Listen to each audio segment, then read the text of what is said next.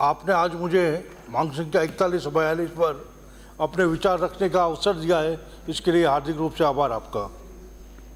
मान्यवर प्रदेश के कर्मशील मुख्यमंत्री आदरणीय भजनलाल जी शर्मा जी के नेतृत्व में सरकार बनने के बाद लगातार सरकार राजस्थान की परंपरागत पेयजल की समस्या से निपटने के लिए कटिबद्ध है। मैं इसके लिए भी राजस्थान की सरकार का अभिनंदन करता हूं, उनके लगातार हो रहे प्रयासों का भी अभिनंदन करता हूं। प्रदेश की सरकार ने नदी माता गंगा, यमुना, नर्मदा, पार्वती, काली सिंध और चंबल से राजस्थान की धरा का अभिषेक से किसानों की समृद्धि और हर घर नल से नीर और की जो योजना प्रारंभ की है वो भी वंदनीय है। निश्चित रूप से नल नीर का जो गणेश किया है, इससे माननीय भजनलाल जी सरकार का भी अभिनंदन करता हूँ। कैच द रेन का जो अभियान राजस्थान सरकार ने प्रारंभ किया है, उससे माँ धरती को सरस सस्य श्यामला बनाने का अभियान भी वंदनीय है।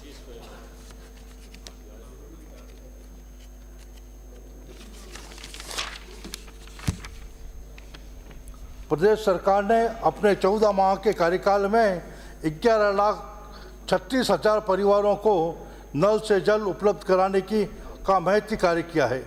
जल जीवन मिशन में उल्लेखनीय प्रगति निश्चित रूप से हम सभी के लिए गर्व की बात है, जबकि पूर्व सरकार ने तो जल जीवन योजना का नाम ही बदलकर जमकर जीमो योजना बना दिया। हर स्तर पर जिस तरह का भ्रष्टाचार हुआ जल जीवन योजना में, उन दिनों तो हर रोज अखबारों में सुर्खियां बनती थी, लेकिन भजनलाल जी की सरकार ने इसको बदला और आज 14 माह के कार्यकाल में निश्चित रूप से जो प्रगति हुई है वो उल्लेखनीय है। इस भ्रष्टाचार के खेल के कारण आम गरीब व्यक्ति, शहर, गांव और ढाणी में रहने वाला उन लोगों तक समय पर जल नहीं पहुंचाया जा सका। इसके कारण से योजना हमको बनानी भी पड़ी। सरकार 5 सालों में 5 सितारा होटलों से चली। इस कारण से संवेदनशीलताएं समाप्त हो गई, और संवेदनशीलताएं समाप्त हुई, उसका सबसे बड़ा फर्क ये पड़ा कि आम गरीब की चिंता सरकार को नहीं रही, और उसी कारण से जल जीवन जैसे मिशन में भी जो देरी हुई और आम गरीब को जो तकलीफ हुई वो सरकार तक नहीं पहुंची। इन लोगों ने कांड किए और हमारी सरकार काम कर रही है। ये 14 माह में जो बेसिक फ़र्क देखने को मिला, इन लोगों के कांड के सामने हमारी सरकार काम कर रही है और काम करके बता भी रही है। इसलिए मैं इस सरकार का अभिनंदन करता हूँ, विशेष रूप से जलदाय मंत्री आदरणीय कन्हैयालाल जी का, जो लगातार दौरे पे दौरे करते हुए हर जिले को टच करते हुए जिस तरह से वो फॉलोअप कर रहे हैं, मैं समझता हूँ राजस्थान जल्द ही जल के मामले में आत्मनिर्भर होगा। एक बार पुनः अभिनंदन करता हूँ। इस अवसर पर मैं मेरे विधानसभा की अगर बात नहीं रखूँ तो लगेगा मैं जोधपुर के साथ न्याय नहीं कर रहा हूँ।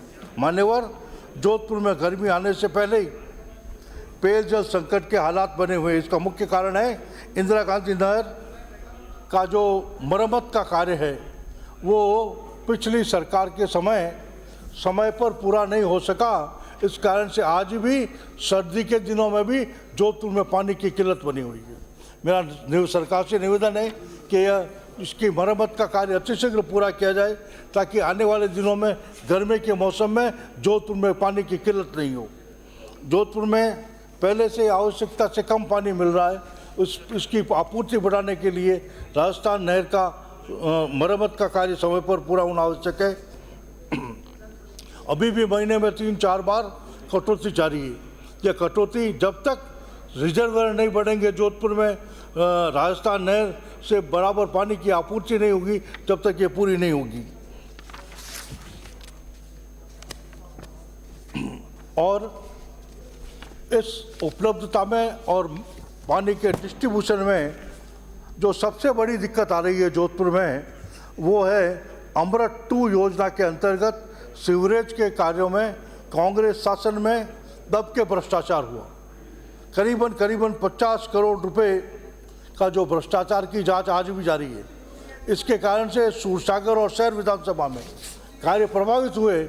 अब जब कार्य प्रारंभ हुए तो उसमें ये समस्या हो गई कि जहाँ जहाँ कार्य प्रारंभ होते हैं वो पानी की पुरानी लाइन टूट जाती है। टूटने के कारण से सप्लाई बाधित हो रही है। मेरा निवेदन है माननीय मंत्री महोदय से कि वो अमृत 2 योजना के साथ साथ जहाँ पुरानी पानी की पाइपलाइन है उनको भी दुरुस्त करें। मान्यवर, जोधपुर पानी की उपलब्धता के लिए पूरे राजस्थान में नंबर 1 पर है। 24 घंटे 123 ट्यूबवेल पानी को निकालते हैं। अगर वो निकालना बंद कर दें तो जोधपुर में ग्राउंड वाटर लेवल 2 से 3 फीट ऊपर आ जाता है। यह जोधपुर की विशेषता है।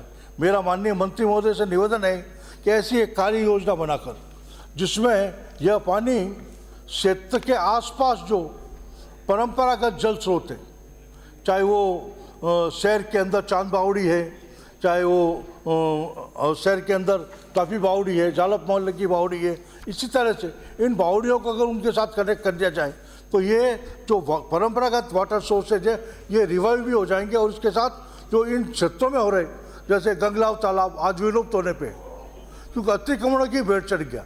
अगर उसके पास जो वाटर रिजर्व सोर्सेज है, ट्यूबवेल आप चला रहे हो बकरा मंडी में, उसका अगर कनेक्शन उससे कर दिया जाए तो एक तो ये अतिक्रमण होने की समस्या से मुक्त होगा और दूसरा ये परंपरागत वाटर सोर्सेज जीवंत हो जाएंगे।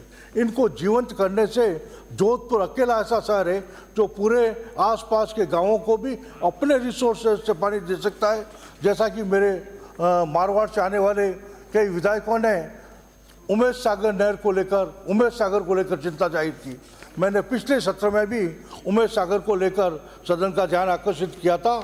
उमेश सागर एकमात्र ऐसा स्थान है जो पूरे जोधपुर डिवीजन में पानी के मामले में अगर उसको ठीक ढंग से स्टोरेज के लिए तैयार कर दिया जाए तो मैं समझता हूँ कायलाना पे डिपेंडेंसी कम होगी और उमेश सागर होने से गांवों में जो भी सप्लाई हो रही है अगर वो उमेश सागर के माध्यम से कर दी जाए तो उसमें बहुत बड़ी मदद मिलेगी।